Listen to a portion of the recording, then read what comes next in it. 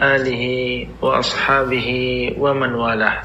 Halaqah yang ke-12 dari silsilah ilmiah pembahasan kitab Nawaqidul Islam yang ditulis oleh Syekh Muhammad bin Abdul Wahhab rahimahullah. Syekh berkata, "Aw syakka fi kufrihim."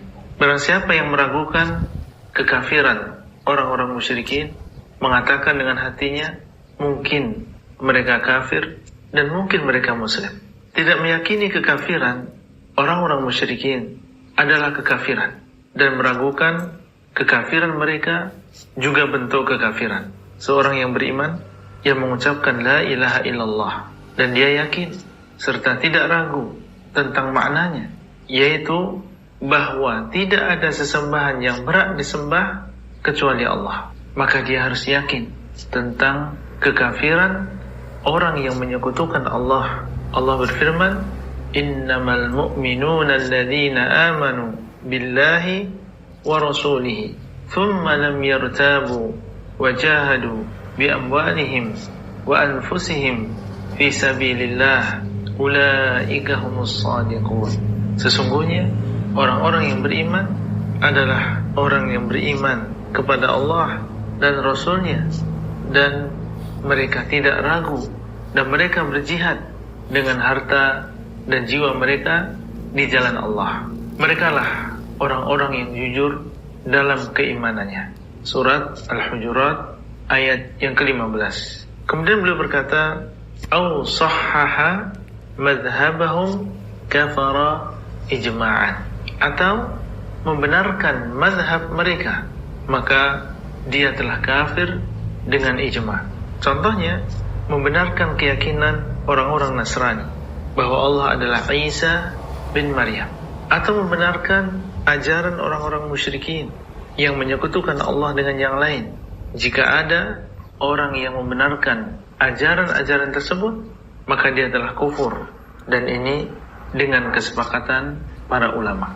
Meskipun dia sholat bersama kita dan hidup bersama kaum muslimin. Seorang muslim meyakini bahwa agama Islam adalah satu-satunya agama yang diridhai oleh Allah, Rabb semesta alam, sebagaimana firman Allah, "Innad dina 'indallahil Islam." Sesungguhnya agama di sisi Allah adalah Islam. Surat Ali Imran ayat yang ke-19.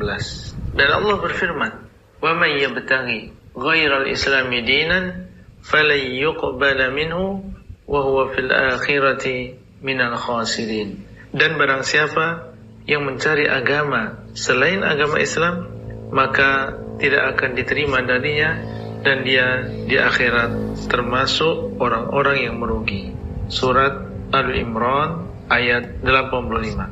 Saudaraku, kalau kita meyakini tentang kekufuran orang-orang yang kafir sebagaimana yang Allah kabarkan, maka kita harus tempatkan mereka pada tempatnya sesuai dengan aturan syariat.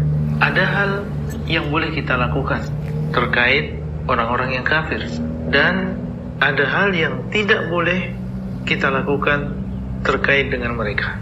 Di antara yang boleh dilakukan, pertama, berbuat baik kepada orang-orang kafir. Yang kedua, berbuat adil kepada mereka. Allah berfirman, "La yanhakumullahu 'anil ladzina lam yuqatilukum fid dini wa lam yukhrijukum min diyarikum an tabarruhum wa tuqsitu ilaihim. Innallaha yuhibbul muqsitin." Allah tidak melarang kalian untuk berbuat baik dan berlaku adil terhadap orang-orang yang tidak memerangi kalian karena agama dan tidak mengusir kalian dari negeri kalian. Sesungguhnya Allah menyukai orang-orang yang berlaku adil. Surat Al-Mumtahanah ayat yang ke-8. Allah membolehkan kita untuk berbuat baik kepada mereka selama mereka, yang pertama, tidak memerangi kita di dalam agama kita, dan yang kedua, tidak mengeluarkan kita dari daerah kita. Perbuatan baik, misalnya memberikan sedekah kepada tetangga yang kafir, mengantarnya ke rumah sakit, dan lain-lain, maka ini tidak masalah dan tidak dilarang di dalam agama Islam. Yang harus kita tetap yakini bahwa mereka adalah orang-orang yang kafir. Yang ketiga, diperbolehkan kita untuk jual beli dengan mereka. Dahulu di kota Madinah terdapat pasar di mana orang-orang Yahudi dan kaum muslimin saling jual beli satu dengan yang lain. Yang keempat, boleh berhutang kepada orang-orang kafir, karena Rasulullah SAW pernah menggadaikan pakaian perang beliau kepada seorang Yahudi. Yang kelima, boleh membuat perjanjian damai dengan orang-orang kafir, sebagaimana Rasulullah SAW dahulu membuat perjanjian dengan orang-orang Yahudi, yaitu ketika awal kedatangan beliau di kota Madinah, dan di Hudaybiyah beliau SAW membuat perjanjian damai dengan orang-orang musyrikin Quraisy. Di antara yang tidak boleh kita lakukan, yang pertama, mendolimi orang-orang kafir. Yang kedua, mewarisi harta mereka. Yang ketiga, menguburkan mereka di pekuburan kaum muslimin. Yang keempat, mendahului mengucapkan salam kepada mereka. Yang kelima, mengucapkan selamat atas hari raya mereka. Yang keenam, menyerupai mereka.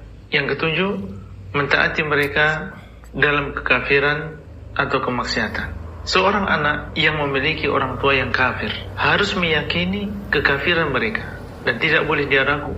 Dan silakan dia berbakti kepada orang tua tersebut, karena Allah memerintahkan seorang anak untuk berbakti kepada kedua orang tua. Secara umum, meskipun orang tuanya kafir, kecuali apabila diperintahkan untuk berbuat maksiat dan menyekutukan Allah, maka tidak boleh seorang anak patuh kepada orang tuanya dalam masalah ini. Allah berfirman, "Wa in jahadaka 'ala an tusyrika bi ma laysa laka bihi 'ilmun fala tuti'huma wa sahibuhuma fid dunya ma'rufa." Apabila keduanya memaksamu untuk menyekutukan aku dengan sesuatu yang engkau tidak punya ilmu, maka janganlah engkau taati, akan tetapi gaulilah mereka berdua di dunia dengan cara yang baik. Surat Luqman ayat ke-15. Itulah yang bisa kita sampaikan pada halaqah kali ini. Semoga bermanfaat dan sampai bertemu kembali pada halaqah yang selanjutnya. Wassalamualaikum warahmatullahi wabarakatuh.